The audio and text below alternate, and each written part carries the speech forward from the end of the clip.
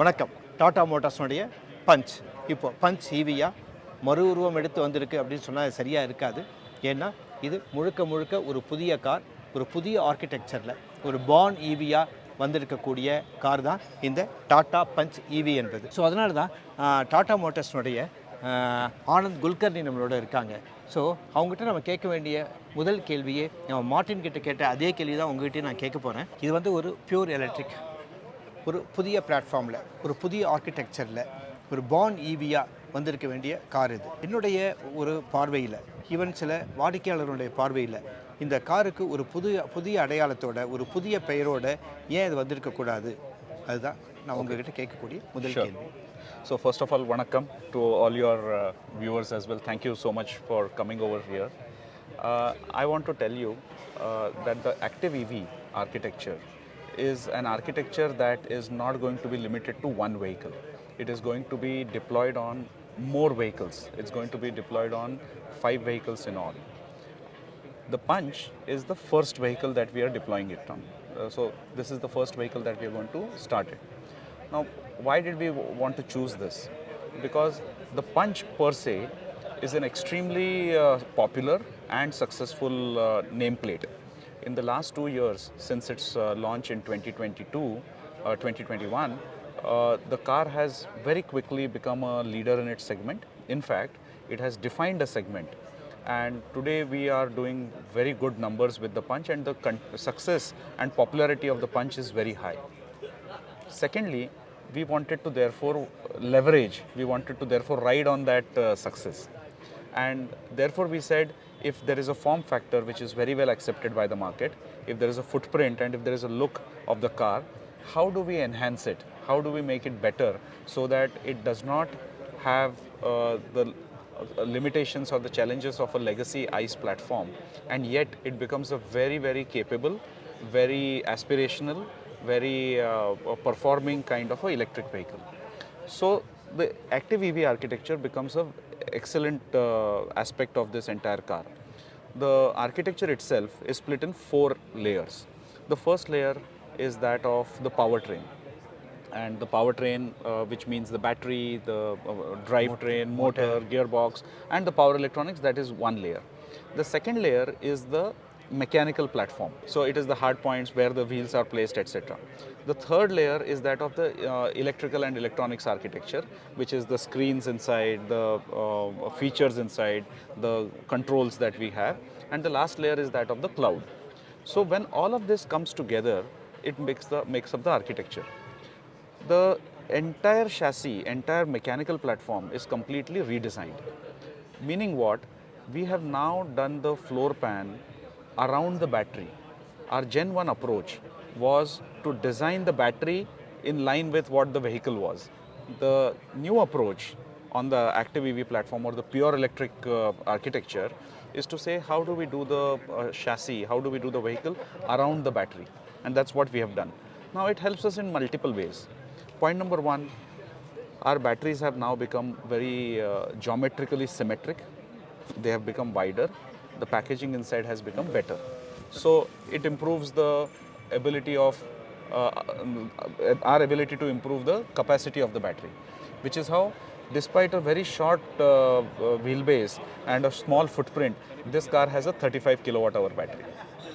Second, because it is now comprising of standard blocks, it is almost like a Lego block. We can use tomorrow, if required, different cells, or we can use different sizes of cells in order to create a different battery which with a slightly different capacity or a different performance. Third and most important is the platform itself allows the car to have some additional storage spaces which a regular EV will not be able to have. So you see that we have created a frunk inside this, which is a very nice space, similar to the one that you have in other pure electric platforms. And lastly, and most importantly, because the platform is going to be used on a large number of vehicles, not only on this vehicle, the platform is also capable of having a front wheel drive or a rear wheel drive, a choice, or an all wheel drive. So once all of these things have come in together with no compromises made, and with so many additional elements of design and identity being provided by Martin to to the car. I think the car has come out in a completely different way. So it retains its past legacy in terms of the success of the Punch, but establishes a new identity also in terms of the electrification product. And that's the success of the product. Anand சொல்கிறதுலேருந்து மிக முக்கியமான ஒரு விஷயம் நம்ம என்ன புரிஞ்சுக்கிறோம் அப்படின்னு கேட்டிங்கன்னா, இப்போது ஹைஸ் வெஹிக்கிளாக இருக்கும் போது இருக்கிற அந்த ஒரு ஃப்ரேமுக்குள்ளார நாம் வந்து பேட்டரியை வந்து எப்படி பேக் பண்ணுறது, பேட்டரி பேக்கை எப்படி வைக்கிறது அப்படின்னு பார்த்தோம். ஸோ அந்த ஒரு காரணத்தால் தான் இப்போ நெக்ஸானில் இருக்கட்டும் இல்லை டியாகோவில் இருக்கட்டும் இந்த பேட்டரியை வந்து 2 போர்ஷனாக பிரித்து ஒரு portion is kept under the floor of the vehicle and another small portion is kept in the boot in earlier now இப்போ இந்த வெஹிக்கிள் பொறுத்த மட்டும் இவங்க என்ன பண்ணியிருக்காங்கன்னு கேட்டிங்கன்னா, முதல்ல பேட்டரி பேக்கை வச்சுருக்காங்க, அதன் பிறகு தான் மற்ற விஷயங்களை இவங்க டிசைன் பண்ணியிருக்காங்க. ஸோ அந்த ஒரு காரணத்தால் தான் இதே வீல் பேஸில் there is no change in the wheel base, but in spite of it they have packed the 35 kilowatt battery இந்த ஒரு வீல் பேஸ்க்குள்ளேயே இதை பண்ணிட்டாங்க. ஸோ இது சம்மந்தமாக இன்னொரு விஷயம் அவங்ககிட்ட கேட்கணும் என்னன்னு கேட்டிங்கன்னா, இப்போது when compared to the punch, ice punch, the ground clearance remains unchanged or changed? No, the ground clearance is same. It is 190 millimeters of ground clearance, and that has happened because we have this entire flat geometrically symmetric battery that I told you about.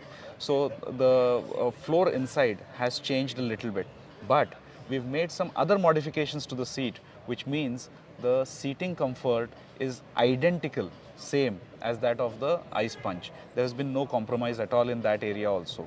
So these are the benefits that you get, and because the ground clearance is the same, the water wading height of this car is 350 millimeters. So until the water reaches this height, 350 millimeters, the car has absolutely no problems whatsoever. So இதில் வந்து ஒரு ஒரு ஒரு ஆக்சுவலாக மிகப்பெரிய ஒரு balance என்ன பண்ணியிருக்காங்க அப்படின்னு கேட்டோம்னா, பொதுவாக ஒரு இவி வாகனத்துக்கு பேட்டரியை நம்ம ஃப்ளோரில் ஃபிக்ஸ் பண்ணோம்னா என்ன ஆகும்னு கேட்டிங்கன்னா, கிரவுண்ட் கிளியரன்ஸ் ஒன்று கம்மியாகணும், இல்லைன்னா கேபின் ஸ்பேஸ் கம்மியாகணும். You see, you need to balance between two things. Either we need to adjust on the... And the Active EV actually gives us this fantastic opportunity to make this balance in a perfect manner. So if you see in the ICE version also, there is a Tiago, there is a Tigor, there is a Punch, there is a Nexon, and they all have their independent positions. Much in the same way, the positioning of this car is also on the same lines. So we don't think that it will cannibalize with any of our other products. In fact, if you look at the Nexon buyer today, the Nexon buyer is a premium buyer who in his other cars in the family, there will be very expensive rich cars. The Tiago buyer is more oriented towards running cost of operations, running within the city, and he uses it as a very good runaround inside the city. This car, because of the 2 battery sizes as well as the performance and the features, it will the long range versions would be very effective for using it on highway long drives as well as in the city. And this, for somebody who wants to use it in the city operations, the standard range is going to be excellent for that. The 35 kilowatt hour battery, I would like to say, is certified at 421 kilometers MIDC range, which means that in real life you will get a range of 300 plus kilometers. And the other battery, the 25 kilowatt hour battery, is certified for 315 kilometers, and it will therefore give a range of around 200 kilometers in real life.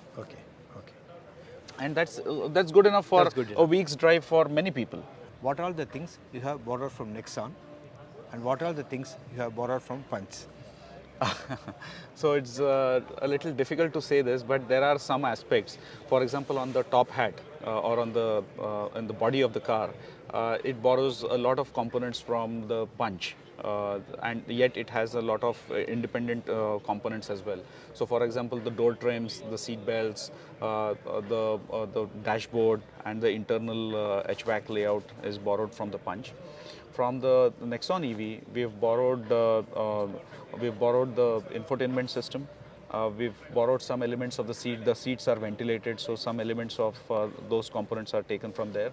And then there are some internal components, the motor itself and the power electronics which come from the Nexon EV. You see, this is the benefit of an architecture approach, because then you have a lot of reliable, safe components, and yet you have the ability to do it completely differently. இதில் safety ஆஸ்பெக்ட்லேயும் நிறைய விஷயங்கள் பண்ணியிருக்காங்க. So all the best for this Tata Punch. Thank you very EV. much. Thank you. நன்றி, வணக்கம். Thank you. Vanakkam. Thank you.